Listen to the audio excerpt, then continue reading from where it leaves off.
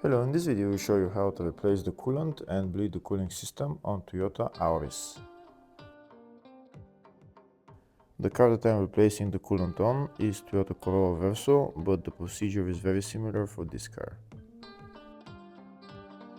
First we need to drain the coolant. To drain the coolant we need to open the coolant tank cap.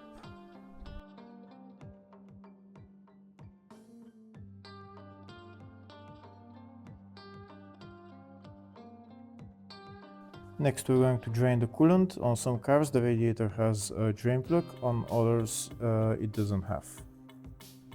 If the radiator has a drain plug, it will look something like this. In order to loosen it, you need a ratchet with a socket size 12. You need to loosen it and then the coolant will start flowing. If the video is useful, please like and comment on the video and subscribe to the channel to see more videos like this.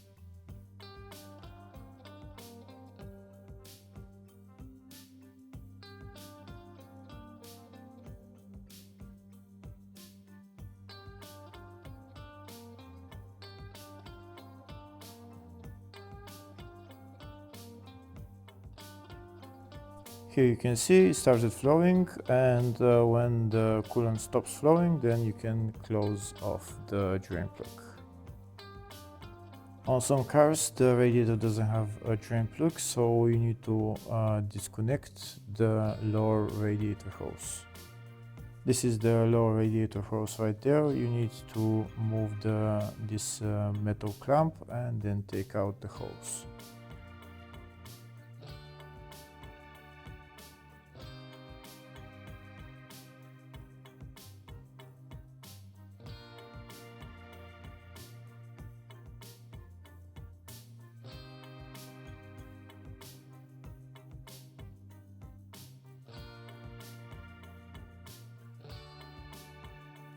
Once the hose is removed from the radiator, all the coolant will flow from the radiator.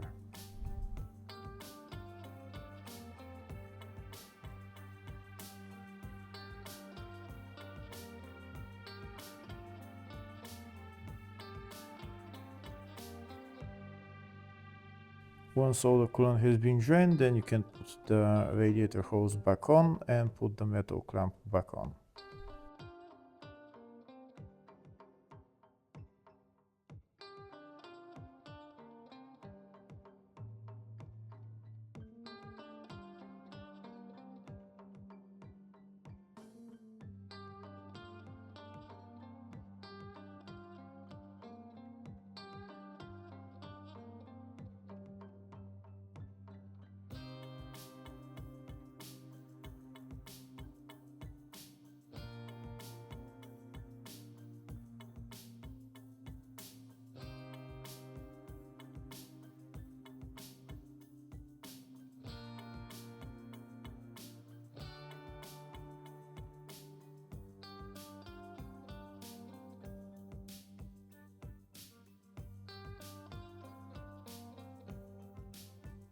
Next we need to fill the cooling system with coolant and bleed the cooling system. To do that, first we're gonna go inside the car.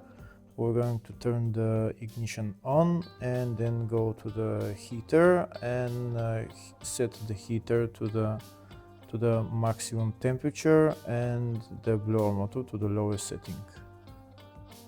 We need to do that because this way the heater core valve opens, and then when we fill the cooling system with coolant, the coolant will go inside the heater core. So again, we need to put it to the highest temperature and the lowest setting on the blower motor. Then we're going to turn the ignition off and fill the cooling system with coolant.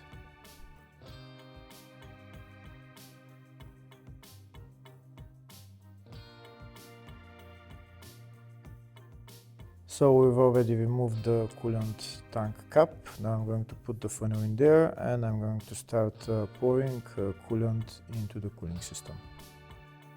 I'll pour coolant until it goes up to the maximum level.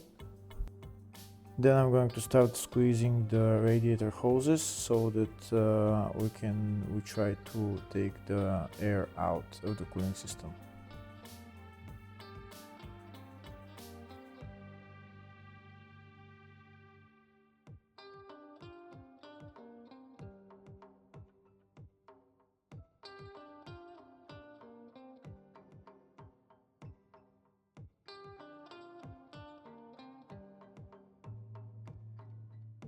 I think the cooling system now is full, the coolant is up to the maximum level, so now I'm going to start squeezing the radiator hoses. I'm going to squeeze the upper hose and the lower hose.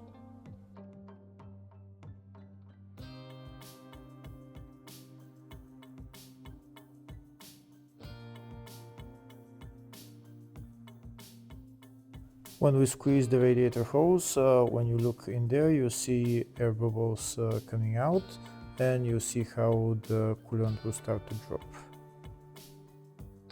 You should squeeze the radiator hose for a minute or so, and then fill the coolant tank again to the maximum level. After you fill the tank to the maximum level, start squeezing the upper radiator hose again and check if the level in the coolant tank drops. If it drops, fill it with coolant again. You can repeat the procedure until the coolant level in the coolant tank stops dropping.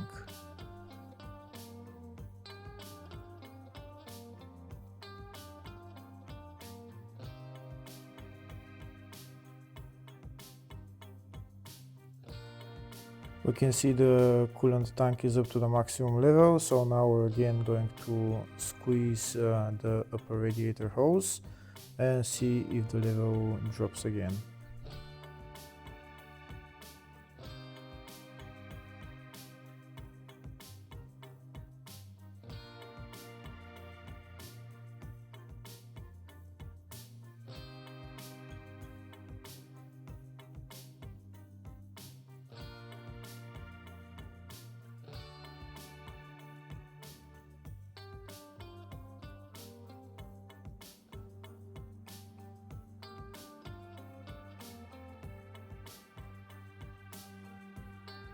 Here you can see when I press the radiator hose, there is still air bubbles coming out, so there is still more air in there.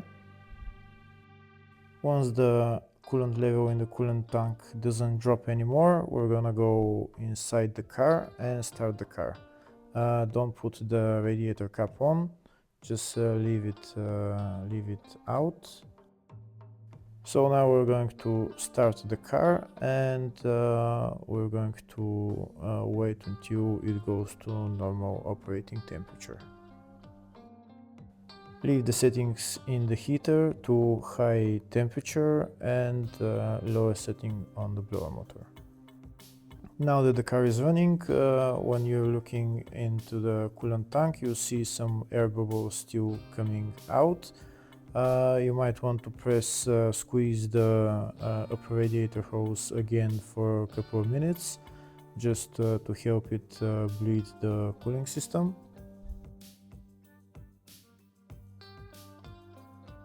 Now the car has run for about 10-15 minutes, and the operating temperature is rising. We can see that the level in the coolant tank has dropped. Since the level in the coolant tank has dropped, I'm going to pour some coolant in there, and I'll make it to the maximum level on the coolant tank.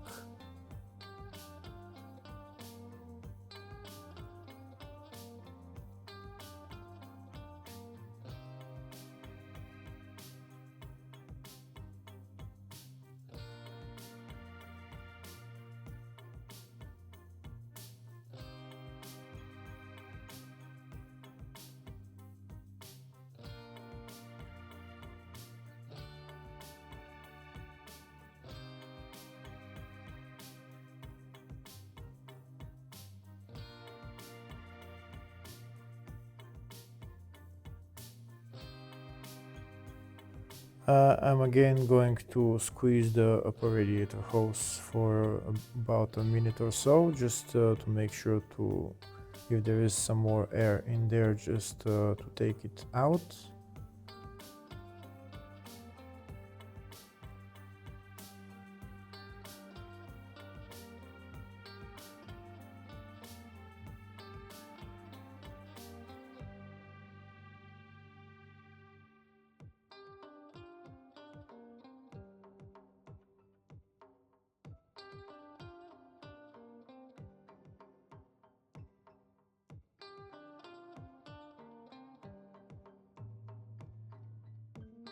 We can see there is coolant in the tank. It's at the maximum level, so now I'm gonna go inside the car and I'm going to rev the engine for about a minute or so, a minute or two.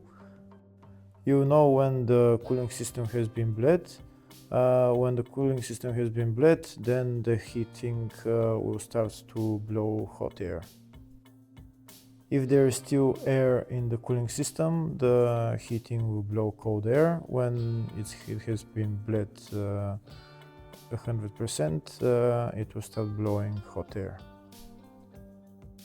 To make it faster for the engine to go to normal operating temperature, I am revving the engine, and once it's at normal operating temperature, it should start blowing hot air.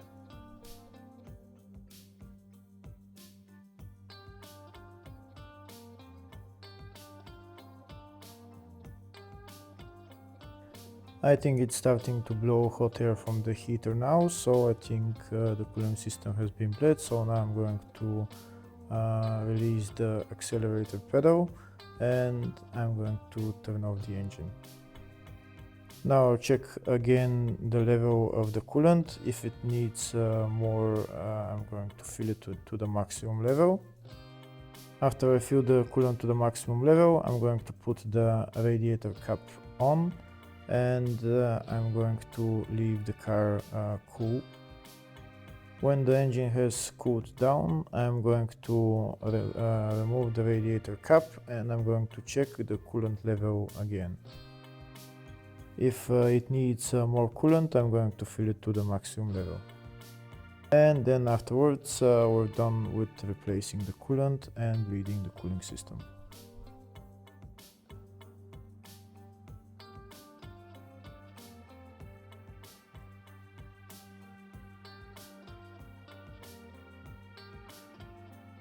Next, I will show you the exact procedure in writing, step by step, of how to bleed the cooling system on this car. Hopefully the video was helpful. Please like and comment on the video and subscribe to the channel. Thank you.